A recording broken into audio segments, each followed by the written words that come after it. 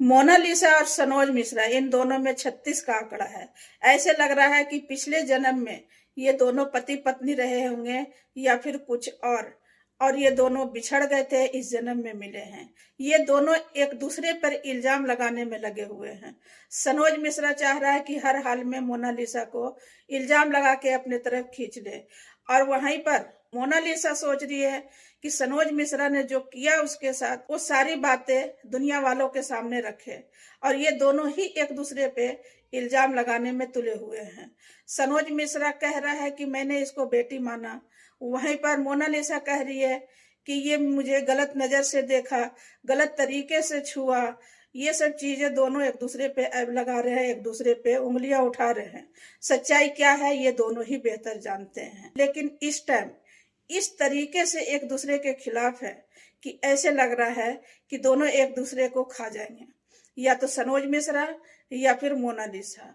दोनों एक दूसरे को देखना भी पसंद नहीं कर रहे हैं, और किस हद तक इन दोनों की दुश्मनी जाएगी वो आने वाला वक्त ही बताएगा। आखिरकार ऐसा क्या हुआ है जो सनोज मिश्रा इस तरीके से मोनालिसा के पीछे पड़ गया है, या फिर सनोज मिश्रा को मोनालिसा इस तरीके से क्यों बोल रही है।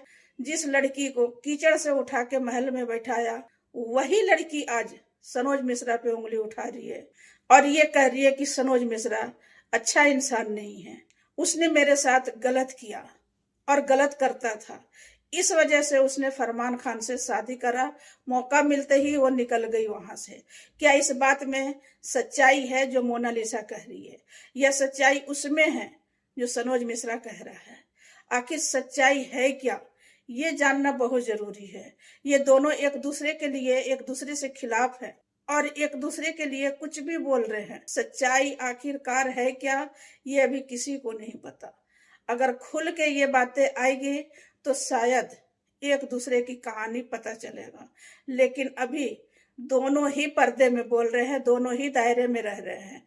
सनोज मिश्रा का कहना है कि मैंने इसको बेटी माना, तो जब बेटी माना तो बेटी को एक न एक दिन तो शादी होगी। फर्क सिर्फ इतना है कि मोनालिसा ने अपनी मर्जी से शादी कर लिया, सनोज मिश्रा के मर्जी से शादी नहीं किया। शायद यहाँ पर गलती हुई है मोनालिसा से, लेकिन मोनालिसा ने ऐसा क्यों किया ये जानना ज्यादा जरूरी है।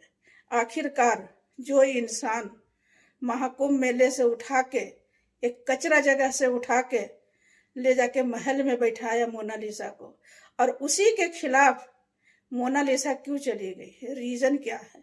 रीजन जानने के लिए पब्लिक बेचैन हो रही है, लेकिन अभी कुछ भी खुल के नहीं आया है। शायद आने वाला वक्त में पता चलेगा, हो सकता है, क्योंकि ये दोनों ही एक दूसरे से खिलाफ हो गए हैं।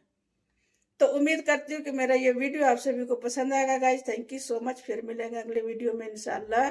तब तक के लिए अल्लाह हाफिज। खुश रहिए, अपनी फैमिली को खुश रखिए। Thank you so much guys.